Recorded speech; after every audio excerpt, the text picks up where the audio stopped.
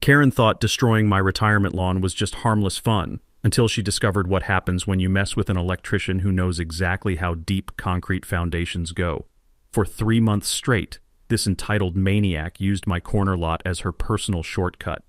Every morning, white BMW X5 roaring across my $2,000 Kentucky bluegrass like she owned the place.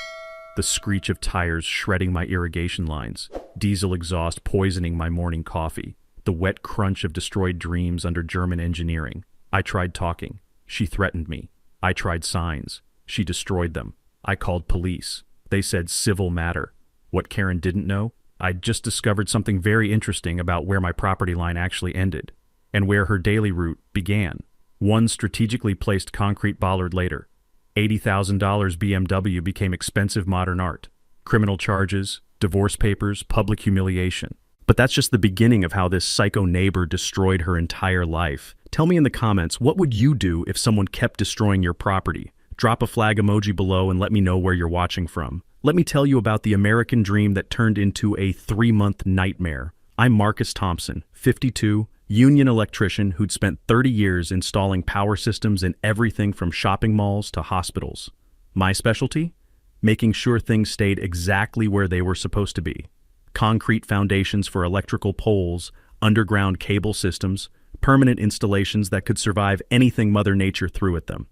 After 3 decades of overtime checks and holiday bonuses, I finally bought my corner lot paradise in Millbrook Heights. Sarah, my wife of 26 years, was fighting early-stage Parkinson's. Her world was shrinking, couldn't drive long distances, couldn't tend her beloved garden anymore. This lawn would be our sanctuary, our place to heal. I dropped $3,000 on the works, premium Kentucky bluegrass, underground irrigation with electrical timers I wired myself, soil amendments that smelled like rich chocolate cake. Every morning I'd walk out with coffee, listening to the gentle hiss of sprinklers, watching something beautiful grow from nothing. Then Karen Whitmore decided my property was her personal racetrack. Picture your worst HOA nightmare, then add a BMW and multiply by psychopath. Karen was 48, with highlights that cost more than most people's car payments and an attitude that could curdle milk. She lived in the neighborhood's biggest McMansion. Think Vegas casino meets suburban excess, with her husband Derek, who owned Whitmore Construction. Here's the kicker. Derek's company built half of Millbrook Heights. Karen drove a white BMW X5 with the license plate Karen W because subtlety was apparently illegal in her world. The first time I found tire tracks carved through my corner, I thought, honest mistake. Deep ruts through grass that hadn't even established yet, leaving behind the smell of torn earth and burning rubber. Day 2, same tracks, same time, same deliberate destruction. Day 3, I installed a security camera. Bingo. Every morning at exactly 7:47 a.m., Princess Karen would come flying around the corner, gun it straight across my property to avoid a 30-second detour, then speed off like she was late for a royal appointment. The footage was gorgeous, crystal clear evidence of someone who thought rules were for little people. So I walked over to introduce myself like a civilized human being.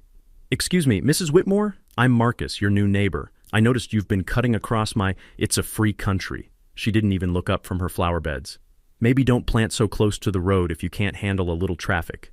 My electrician brain started calculating load-bearing requirements. "Ma'am, that's my property. I have survey stakes." She whipped around with a smile that belonged in a horror movie. "Are you threatening me? Because my husband built this neighborhood, I'm on the HOA board, and you're about to learn how things work around here. I'd be very, very careful about making accusations." The way she said "very" twice, like she was explaining physics to a 5-year-old.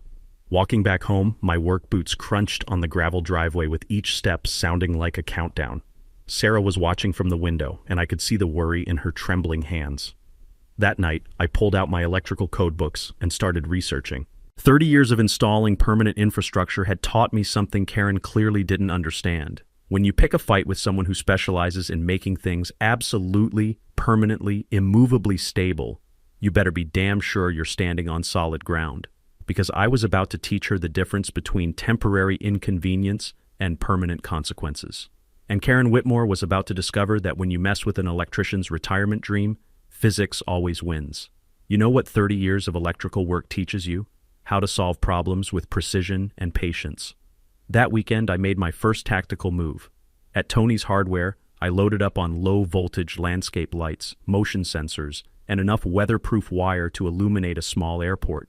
The familiar smell of copper and plastic insulation reminded me of countless job sites where I'd solved bigger problems than one entitled neighbor. If Karen wanted to use my property as her personal speedway, she was going to get the full Broadway treatment. I spent Saturday and Sunday installing what I privately called the courtesy lighting system. 8 motion-activated floodlights positioned every 6 feet along my property line, triggered by anything larger than a house cat. Each connection was perfect, watertight, code-compliant, and designed to last 20 years. The satisfying click of weatherproof connectors brought back memories of my apprentice days when my foreman taught me that residential low-voltage lighting doesn't require permits in most areas, making it the perfect legal solution for property security. Monday morning, 7:47 a.m. sharp, Karen's BMW comes screaming around the corner, hits the first motion sensor, and boom, 8,000 lumens of pure white light turn her windshield into a miniature sun. The shriek of her brakes was better than my morning coffee. She sat there for 30 seconds, probably seeing spots, then gunned it through anyway, her engine roaring like an angry bear. Tuesday brought the same light show, but this time she laid on the horn like she was announcing the apocalypse. The sound echoed off the neighboring houses, and I saw curtains twitching as people peered out to see what the commotion was about. Wednesday, I added a professional private property electronic surveillance sign right where she couldn't miss it. The smell of fresh metal and vinyl reminded me of job sites where proper signage prevented accidents and liability issues. That's when Karen declared war. Thursday night, I'm settling in to watch the 11 o'clock news when my security system starts chirping like an angry bird. There's Karen, dressed head to toe in black like some suburban ninja, systematically kicking over my landscape lights with the enthusiasm of a toddler having a meltdown. The infrared camera caught everything in beautiful detail, her face twisted with rage, her designer shoes making contact with $800 worth of equipment, even the moment she realized the little red recording light was blinking at her. But here's where my electrical background saved me. I hadn't just installed lights, I'd installed a backup battery system, something I'd learned from years of working on emergency lighting in hospitals. When the main power gets cut, the backup kicks in automatically. So while Karen was busy destroying my primary lighting, my secondary cameras kept rolling, capturing every kick, every muttered curse word, every moment of deliberate vandalism in high-definition glory. Friday morning brought an official HOA complaint in my mailbox.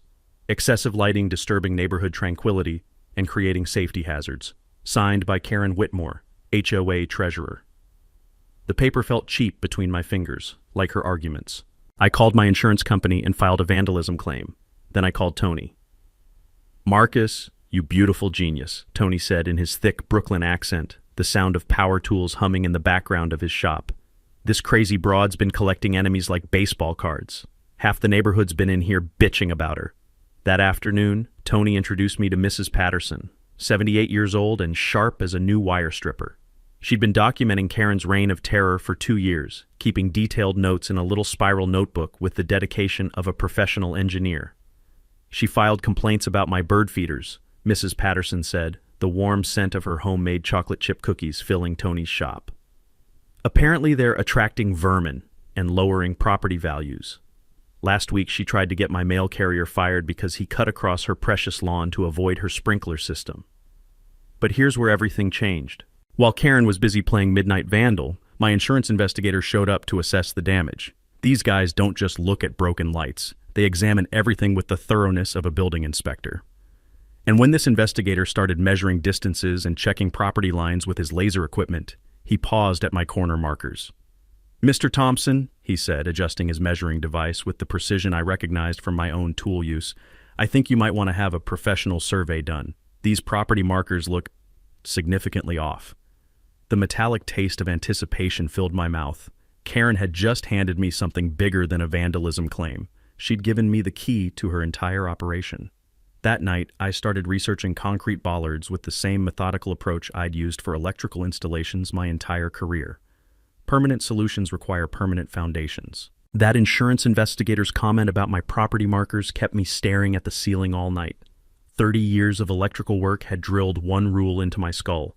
When a professional with precision instruments says something's wrong, you damn well better listen. Monday morning, I called Pete, my old union buddy who'd switched to commercial surveying after his back gave out from crawling through too many electrical conduits. The gravelly sound of his voice and the faint smell of cigarette smoke through the phone brought back memories of job sites where we'd learned that property surveys are public records, information any homeowner can access for the cost of photocopying. "Marcus, you paranoid son of a bitch," Pete laughed. "But yeah, I'll squeeze you in. Union discount, naturally."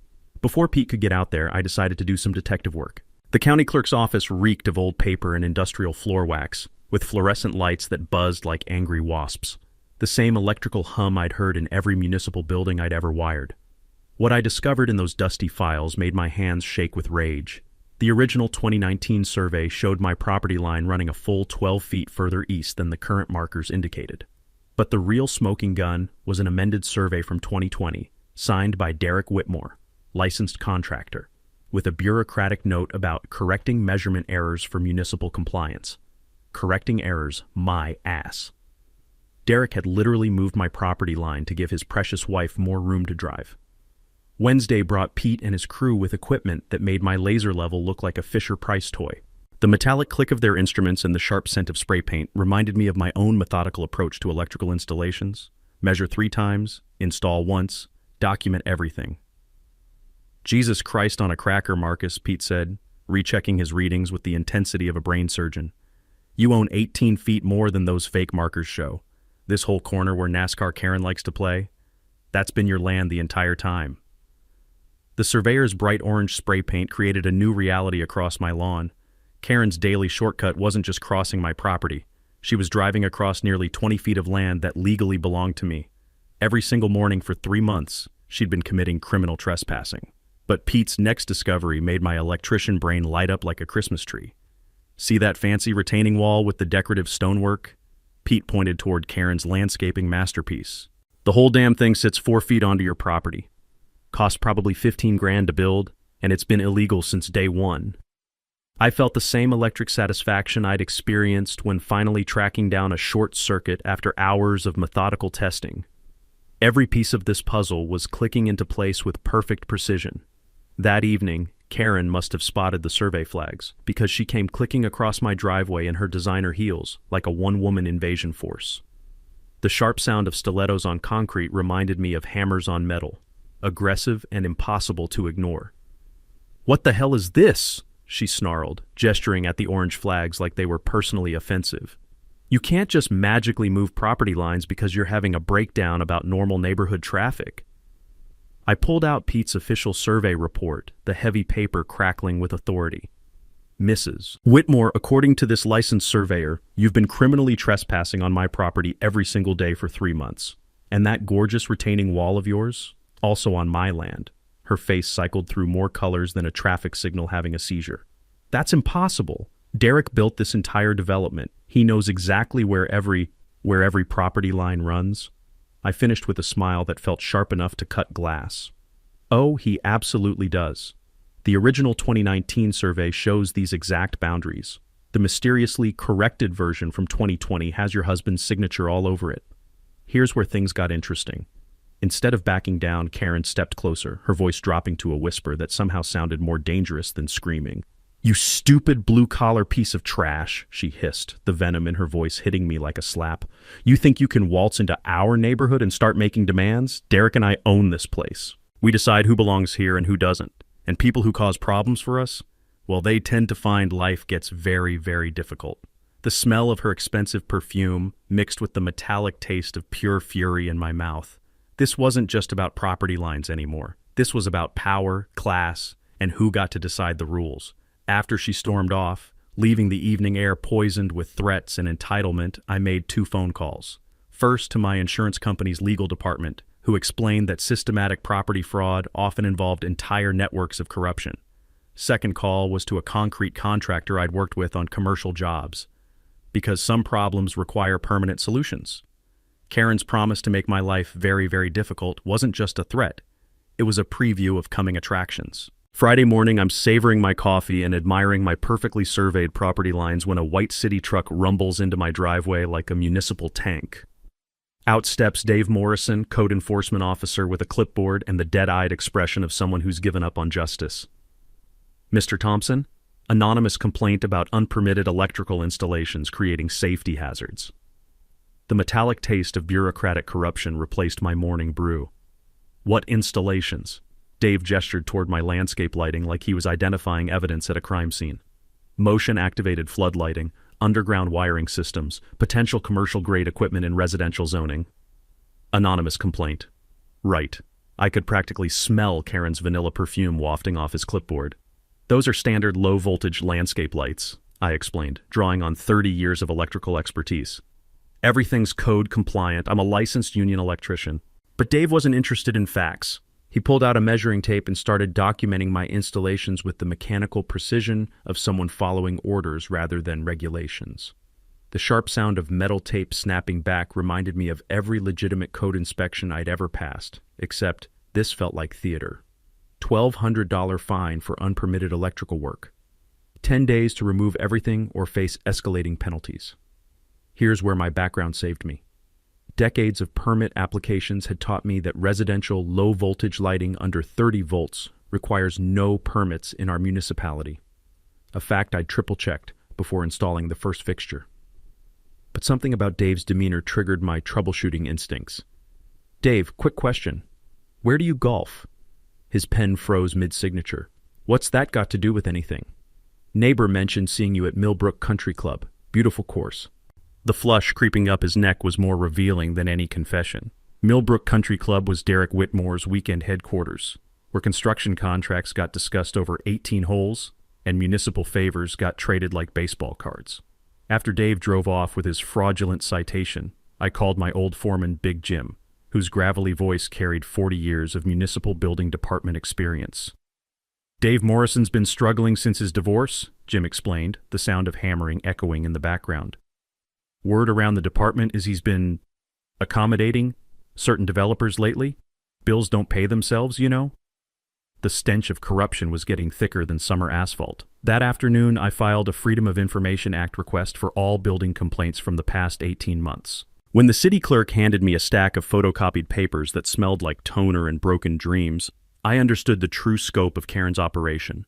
47 complaints, all signed by Karen Whitmore, targeting 19 different neighbors. Excessive garden decorations, unauthorized driveway modifications, suspicious property improvements, paint color violations. The woman had weaponized municipal bureaucracy like a suburban dictator, and Dave Morrison had been her willing enforcer in at least 12 cases. But then I found the smoking gun that made my electrician brain light up like a Christmas tree. 3 months ago, Dave had signed off on Derek's $1 million addition project, the same timeline when those property surveys got mysteriously corrected, without requiring a single permit revision or inspection delay. A project that normally takes 6 months of bureaucratic red tape sailed through Dave's office in 3 weeks. The coincidence was more obvious than a short circuit in a thunderstorm. I called Tom Rodriguez, the city's head electrical inspector, a straight shooter I'd worked with on commercial projects for 15 years. Power tools hummed in the background when he answered, the familiar sound of honest work being done right. Marcus, retirement boring you already? Tom, I need a second opinion on some residential lighting. Professional courtesy? 30 minutes later, Tom stood in my yard with his own precision instruments, examining my installations with the thoroughness of a surgeon. His expression shifted from professional interest to barely contained outrage. This is museum-quality work, Marcus. Better than 90% of commercial installations I inspect. He held up Dave's citation like it was contaminated. Whoever wrote this either failed electrical code certification or they're deliberately lying. But here's the plot twist that changed everything. While Tom was documenting Dave's fraudulent inspection, his radio crackled with an emergency call. Major electrical fire at Derek Whitmore's latest construction site. Faulty wiring, no permits on file, potential criminal negligence. The irony was so perfect it tasted like victory. Tom's official report to the city that evening didn't just exonerate my installations. It triggered a full internal investigation into Dave Morrison's recent inspection decisions and his suspicious relationship with certain local developers. That night, I finalized my concrete bollard specifications with the same methodical precision I'd brought to electrical installations my entire career. Every measurement perfect, every regulation satisfied, every detail designed for permanent results. Because Karen was about to discover that some people build things that last forever. The professional survey results that Pete delivered Monday morning didn't just confirm my suspicions. They blew the lid off a property theft operation that would make a con artist weep with admiration. "Marcus, sit down for this," Pete said, spreading blueprints across my kitchen table with the solemnity of a coroner delivering bad news. The papers crackled with official authority, and the smell of fresh ink mixed with my coffee created an oddly ceremonial atmosphere. The numbers were staggering. I didn't just own 8 or 12 feet more than those fake markers indicated. I owned 18 feet beyond what Karen thought was her territory. Her daily BMW shortcut crossed nearly 20 feet of my property while her precious decorative retaining wall sat 4.5 feet onto my land. But here's where it gets beautiful. Karen's husband Derek hadn't just moved my property line. He'd systematically stolen land from 6 different homeowners over the past 4 years, creating a spiderweb of fraudulent surveys that netted his family an extra half-acre of prime real estate. "Look at this." Pete pointed to the overlay comparison, his finger tracing the differences between original and corrected surveys. Mrs. Patterson lost 12 feet of her backyard. The Hendersons lost 8 feet along their side lot. Even that new family, the Garcias, got robbed of 15 feet before they'd finished unpacking. The metallic taste of pure rage filled my mouth. This wasn't just about my lawn anymore.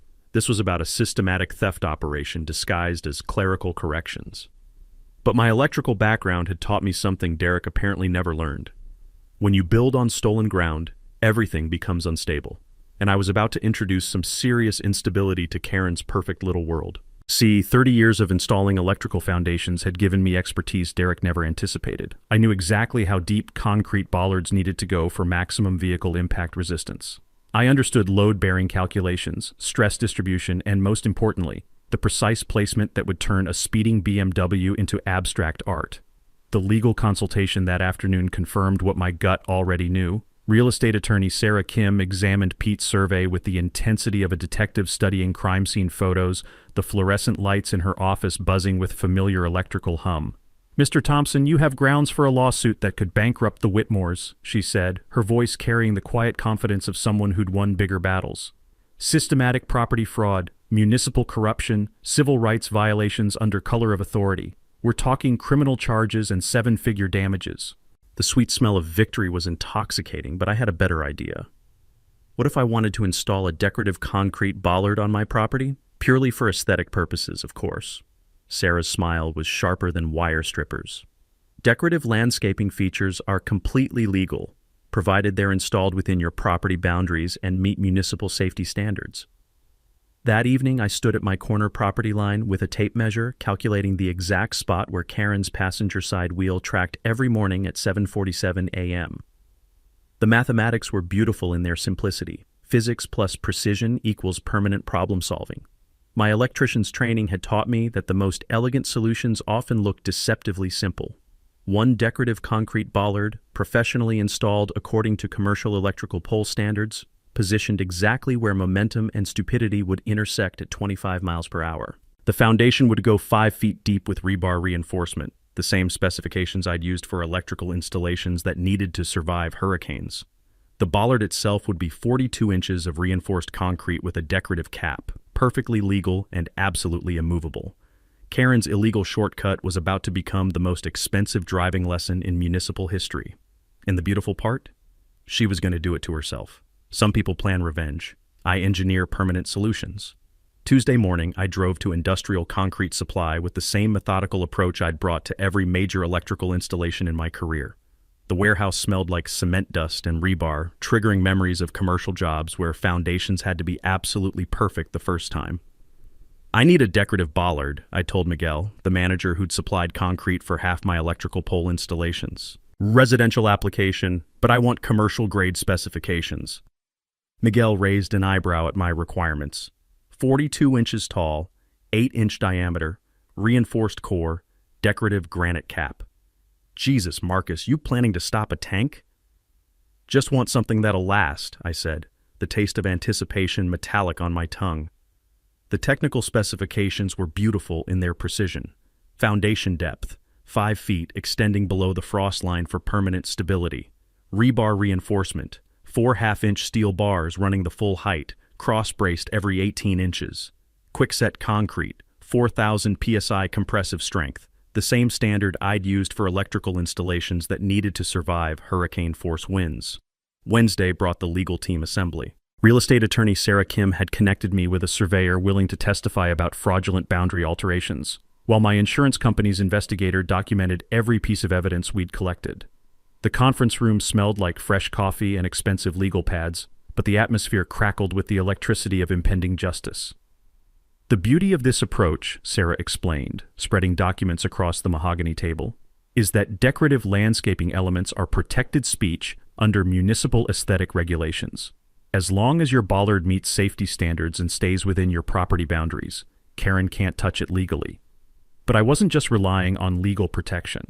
My electrical background had taught me that backup systems prevent catastrophic failures, so I'd recruited a community network that would make Karen's retaliation attempts impossible. Mrs. Patterson had organized what she called the Millbrook Neighborhood Defense Committee, which sounded official enough to make HOA board members nervous. Tony's hardware store became our unofficial headquarters, where the smell of motor oil and metal shavings mixed with the excitement of neighbors who'd finally found someone willing to fight back. "That woman's been terrorizing this neighborhood for 4 years," said Dave Henderson, whose backyard had been stolen 8 feet at a time. "If you can stop her, you've got my full support." The Garcias, who'd lost 15 feet of their property before they'd even finished unpacking, offered to document everything from their security cameras. Jim Martinez volunteered his landscaping crew to help with the installation. Even the mailman, who'd been harassed by Karen for walking on her grass, promised to keep watch during his daily rounds. Thursday afternoon brought the precision installation planning that separated professional work from amateur attempts. Using a laser transit I'd borrowed from Pete's surveying company, I marked the exact spot where Karen's passenger wheel crossed my property line every morning. The calculations were poetry and mathematics: vehicle speed, impact angle, center of gravity shift, and the precise positioning that would maximize both damage and legal protection. The bollard would sit 8 inches inside my confirmed property boundary, positioned where physics and stupidity would intersect at exactly 7:47 a.m. My electrical training had taught me that proper grounding prevents system failures, and this bollard would be grounded so thoroughly that nothing short of dynamite could move it. Friday morning, Miguel's crew arrived with the concrete mixer that sounded like a mechanical dragon breathing life into my plans. The sweet chemical smell of quickset concrete mixing with water reminded me of every foundation I'd ever poured for electrical installations that needed to last decades. The excavation went 5 feet down, revealing the dark soil that would cradle my revenge for the next century. 4 pieces of half-inch rebar formed a steel skeleton that could stop a freight train, while the concrete mixture achieved the consistency of liquid stone. "This thing's going to be here when your great-grandkids are old," Miguel observed, watching his crew pour the foundation with professional pride. The bollard itself was a masterpiece of functional art: reinforced concrete core, decorative granite cap, and a small bronze plaque reading Maple Grove Memorial Garden, established 2024. To any casual observer, it looked like a thoughtful landscaping accent. To Karen's BMW, it would look like the hand of God. While the concrete cured over the weekend, I repositioned my security cameras for optimal impact documentation and placed attorney Sarah Kim's business card on speed dial. Every detail had been planned with the same obsessive precision I'd brought to electrical installations where lives depended on getting it right. Monday morning, Karen would discover that some problems require permanent solutions, and some electricians know exactly how to make things stick. Karen's vacation to Palm Beach ended Monday morning at exactly 7:47 a.m., marked by the familiar sound of her BMW engine revving with its usual entitled aggression. What she didn't expect was the decorative landscape feature that had sprouted in her absence like a concrete mushroom of justice. I was positioned at my kitchen window with fresh coffee and a front row seat to physics in action. The steam from my mug mixed with the crisp morning air as Karen's white BMW came screaming around the corner at her usual 25 miles per hour, following the exact trajectory she'd carved through my property for 3 months. The moment of impact was everything I'd calculated and more.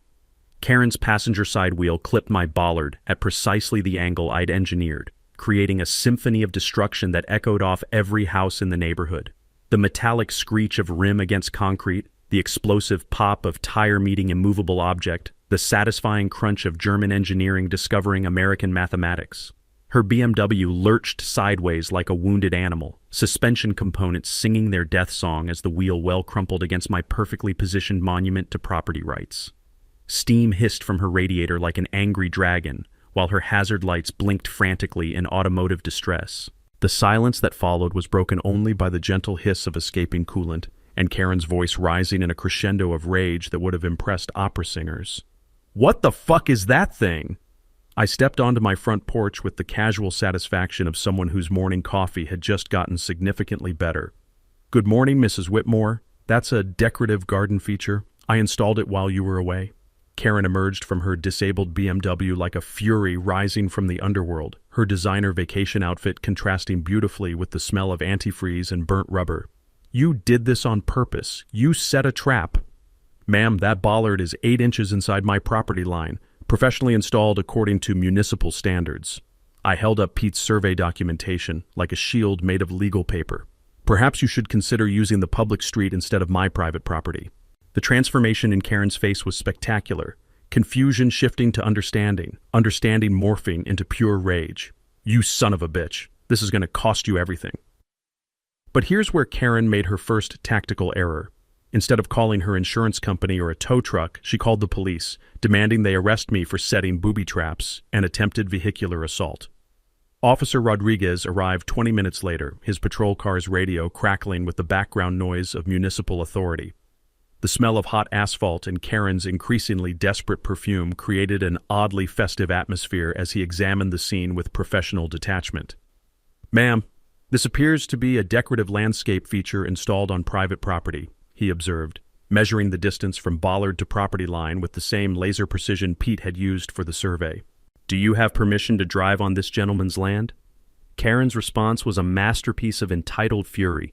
"I don't need permission. I've been using this route for months. He can't just change the rules."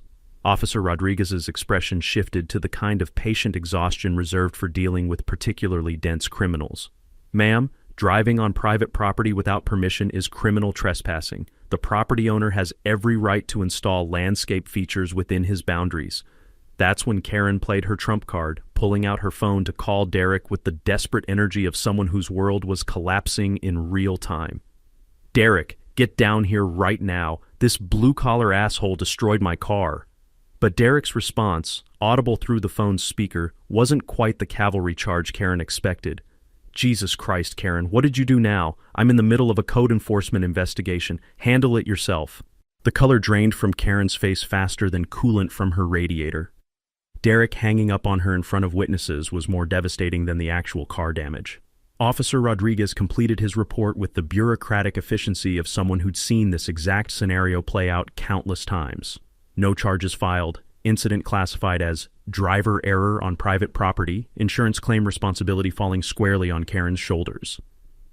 After the tow truck hauled away her wounded BMW, leaving only the lingering scent of defeat and expensive perfume, Karen stood in my driveway like a general surveying a lost battlefield. "This isn't over," she whispered, her voice carrying the kind of quiet venom that promised escalation beyond anything we'd experienced so far. But I had something she didn't. A community of allies, legal documentation, and the kind of methodical planning that comes from 30 years of solving problems that have to work the first time. That evening, Mrs. Patterson organized an impromptu bollard appreciation party in my backyard, where the smell of barbecue and the sound of neighbors laughing created the exact opposite atmosphere of Karen's morning meltdown. The war was just beginning, but the first battle belonged to physics, precision, and the power of knowing exactly where your property lines end. Karen's promise that this isn't over wasn't just a threat. It was a declaration of total war. And like most desperate people backed into a corner, she was about to make the kind of mistakes that turn property disputes into felony charges. Wednesday afternoon, I'm replacing a sprinkler head damaged by Karen's automotive encounter with my bollard when Mrs. Patterson shuffles over with the urgency of someone carrying nuclear secrets. "Marcus, dear, you need to see this," she whispered, producing her smartphone with the pride of someone who'd finally mastered modern technology. I recorded Karen on the phone this morning. The video quality was grainy, but the audio was crystal clear. Karen pacing in her driveway like a caged animal, screaming into her phone with the kind of volume that suggested the person on the other end was either deaf or hiding. "I don't care what it costs. I want that thing gone by Friday, and I want it to look like an accident." Mrs. Patterson's arthritic finger scrolled to the next video. "This one's even better. Same day, different call." Karen's voice dropped to a conspiratorial whisper that carried farther than her shouting. Make it look like emergency utility work. Gas leak, water main break, whatever. I'll handle the paperwork with the city. The metallic taste of impending victory filled my mouth. Karen wasn't just planning vandalism. She was orchestrating fraud on a municipal level. Thursday morning brought the first phase of Karen's master plan. A yellow excavator rumbled down Maple Grove Avenue with the authority of legitimate construction equipment, operated by a guy who looked like he'd learned to drive heavy machinery in prison. I called the gas company first. "Hi, this is Marcus Thompson on Maple Grove. Do you have any emergency work scheduled in my area today?" "No, sir. Nothing on the books for your street this week." Water Department. "Nope. No scheduled maintenance in Millbrook Heights." Electric Company. "All our crews are working downtown today, Mr. Thompson." Strike 3. Karen's emergency utility work was about as legitimate as her property boundaries. But here's where my electrical background saved the day again. Years of coordinating with utility companies had taught me that real emergency work requires permits, proper signage, and coordination with multiple departments. Fake emergency work just requires a desperate housewife with too much money and no common sense. I positioned myself at my front window with my phone ready to record as the excavator approached my bollard like a mechanical gladiator entering the arena. The operator clearly knew this wasn't legitimate work. His movements were hesitant, constantly looking around like he expected sirens at any moment. Then Karen appeared, marching across my lawn in designer boots completely inappropriate for construction site supervision. The smell of diesel exhaust mixed with her aggressive perfume created an oddly toxic atmosphere as she pointed at my bollard, like a general ordering artillery strikes. "Right there! Make it look like you're repairing a gas leak." That's when I called 911. "Emergency services? What's your emergency?" "I have someone operating heavy machinery on my property without permission, claiming to be doing utility work that no utility company authorized." The police response was faster than Karen's BMW used to be. 2 patrol cars and a supervisor arrived just as the excavator's bucket made contact with my bollard, creating sparks that looked appropriately dramatic for the cameras now recording everything. Officer Martinez stepped out of his patrol car with the weary expression of someone who'd dealt with Karen before. "Ma'am, do you have permits for this excavation work?" Karen's attempt at innocent confusion was Oscar-worthy.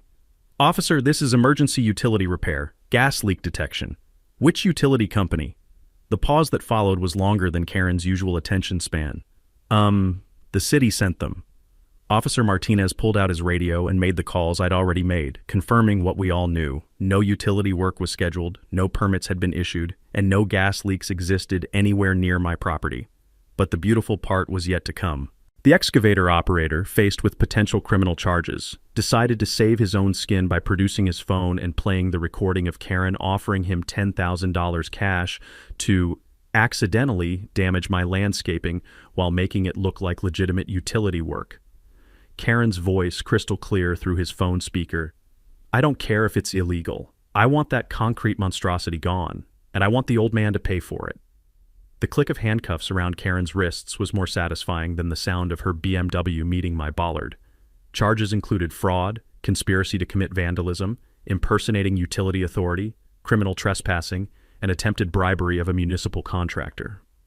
The excavator operator, facing his own charges, revealed that Derek had been involved in the planning, providing fake utility company letterhead and municipal work orders.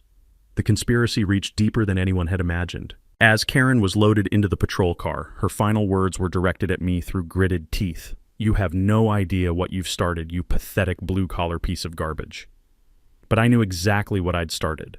The systematic destruction of a criminal enterprise that had been terrorizing my neighborhood for years. That evening, local reporter Janet Williams knocked on my door with the hunger of someone who'd scented a Pulitzer Prize in the making. The monthly city council meeting had never seen a crowd like this. Standing room only, 3 local TV stations with cameras rolling and an atmosphere charged with the electricity of long-awaited justice. The municipal building's fluorescent lights buzzed overhead like angry wasps as nearly 200 residents packed into a space designed for 50. Karen arrived 20 minutes late with a legal team that probably cost more than my annual retirement income. Her lead attorney, Richard Pemberton, carried himself with the arrogance of someone who'd never lost a case involving blue-collar defendants. The smell of expensive cologne and legal desperation followed them to the front row like a toxic cloud. City Council Chairman Bob Mitchell called the meeting to order with the nervous energy of someone who knew he was about to witness either justice or a complete clusterfuck. We're here to address property boundary disputes and municipal code enforcement practices in the Millbrook Heights development. Pemberton stood up like he was addressing the Supreme Court instead of a small-town council meeting.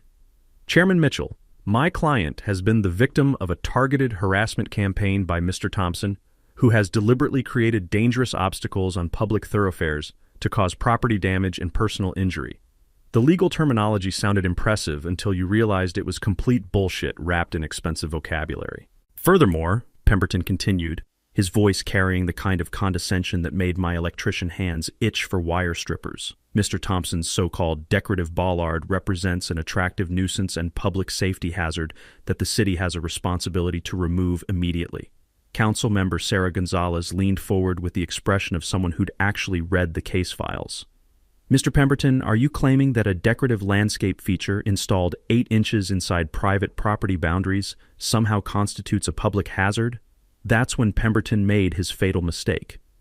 The location of that obstacle was specifically calculated to cause maximum damage to vehicles using the established traffic pattern through the area. The courtroom-style murmur that rippled through the crowd was like thunder before lightning.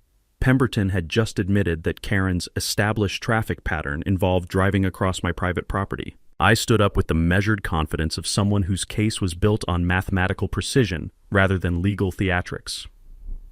Chairman Mitchell, may I present evidence to the council? Attorney Sarah Kim had prepared a presentation that would have impressed NASA engineers.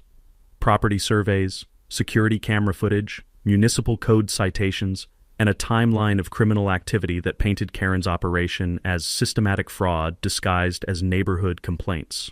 The first exhibit was Pete's professional survey, displayed on a screen large enough for everyone to see. The collective gasp when the actual property boundaries appeared was audible throughout the room.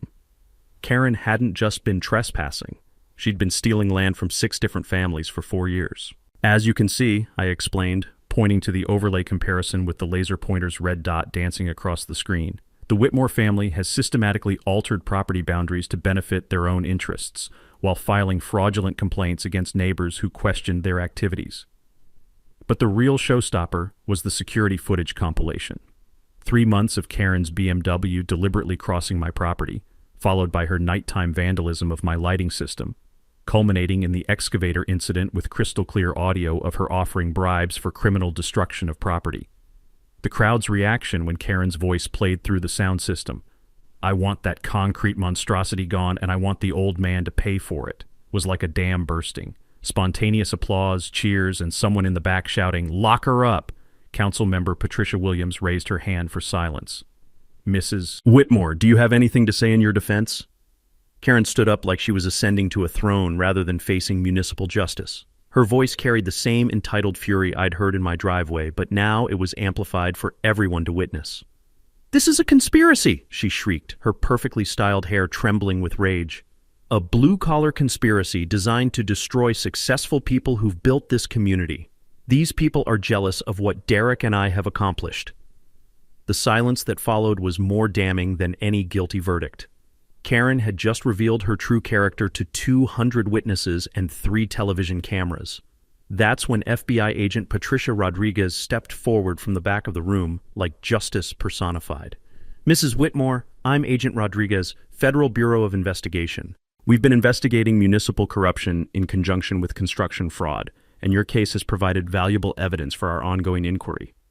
The color drained from Karen's face faster than coolant from her BMW radiator. "Federal investigation? Your husband's construction company has been altering property surveys across 3 counties, with municipal code enforcement officers providing cover in exchange for personal favors. We estimate the total property theft at over $2 million. Council Chairman Mitchell's gavel came down like a judge's sentence. The city of Millbrook officially supports Mr. Thompson's property rights and apologizes for any municipal code enforcement irregularities. All fines and citations against Mr. Thompson are hereby dismissed." Karen's final meltdown was worthy of reality television. "You'll all regret this. This whole corrupt town will pay for protecting this pathetic loser." As security escorted her from the building, the crowd erupted in applause that lasted longer than her marriage would. 6 months after the town hall meeting that ended Karen Whitmore's criminal empire, my morning coffee tastes sweeter than ever. Justice, it turns out, has a flavor all its own. Karen pleaded guilty to federal fraud charges in a deal that saved taxpayers the cost of a trial, but cost her everything that mattered. 18 months in federal prison, 3 years probation, and $53,000 in restitution to the neighbors whose land she'd stolen. Her McMansion sold for $90,000 below market value, every penny consumed by legal fees and victim compensation. Derek got 3 years federal time for contractor fraud and permanently lost his construction license. The FBI investigation my little Bollard triggered revealed a property theft network spanning 4 counties, involving 17 municipal employees and stealing over $3 million in land value from working families. Sometimes small acts of resistance topple entire criminal empires. But the real victory wasn't watching Karen get handcuffed. It was watching my neighborhood bloom into the community it was always meant to be. I donated my entire $38,000 settlement to establish the Millbrook Neighborhood Justice Fund, providing free legal resources for residents facing contractor fraud, property disputes, or municipal corruption. Mrs. Patterson became our volunteer coordinator, applying the same meticulous documentation skills she'd used to bring down Karen. Our first case helped the Martinez family recover $22,000 from a roofing scam. Our second stopped a developer from stealing playground space from the elementary school. Our third provided legal support for elderly residents targeted by predatory contractors. Knowledge shared becomes power multiplied. Sarah's transformation has been the most beautiful part of this whole journey. Once the stress of our property war ended, her Parkinson's symptoms stabilized dramatically. She started an herb garden next to my famous bollard, where the sweet smell of rosemary and thyme mingles with the satisfaction of victory every morning. Her laughter, which had been missing for months during Karen's reign of terror, now fills our backyard during evening barbecues with neighbors who've become genuine friends. My bollard achieved fame beyond anything I'd imagined. The bronze plaque now reads, Millbrook Memorial to Community Justice, where neighbors stand together, Este 2024. Electrical contractors bring apprentices to see what happens when technical knowledge serves moral purpose. Property rights organizations use our story in training seminars. Law schools teach our case as an example of effective grassroots legal strategy. Tony's hardware store became our unofficial community center, where the familiar smell of WD-40 and the sound of neighbors solving problems together creates an atmosphere of genuine mutual aid. He now offers monthly workshops on property rights, evidence documentation, and basic legal procedures. Turns out our neighborhood was full of teachers, accountants, nurses, and craftspeople whose combined skills could solve almost any problem. The Garcia family used their settlement to open Bollard Cafe, which has become our weekly gathering spot where community business gets done over exceptional coffee and Maria's homemade empanadas. Dave Henderson started a neighborhood watch program that's eliminated petty crime entirely. Even our mail carrier, who endured years of Karen's harassment, now stops for coffee and updates on community projects. But my proudest achievement is personal. I've become the neighborhood's go-to consultant for property rights and municipal advocacy. My electrical background provided the technical foundation, but these neighbors taught me that expertise becomes powerful when it serves community justice rather than individual profit. Last week, a young couple with twin toddlers moved into Karen's old house. They seem wonderful, respectful, community-minded, eager to contribute. But I noticed their contractor installing a fence that might encroach on the Patterson property line, and Mrs. Patterson has already started taking her signature detailed photographs. Some lessons bear repeating, and some communities are worth protecting. The bollard still stands proud in my corner garden, decorated with Sarah's flowers and surrounded by the laughter of children who play freely in a neighborhood where bullies no longer rule. Every morning when I walk out with my coffee, I'm reminded that sometimes the most permanent solutions start with one person willing to dig deep foundations for justice. Drop your worst HOA or neighbor nightmare in the comments below. I read every story personally, and some of you might inspire the next episode of HOA Stories. Your voice matters, and your story deserves to be heard. Subscribe to HOA Stories and hit that notification bell for more tales of regular people fighting back against entitled neighbors, corrupt systems, and petty tyrants. Because sometimes the best revenge is building something that lasts forever.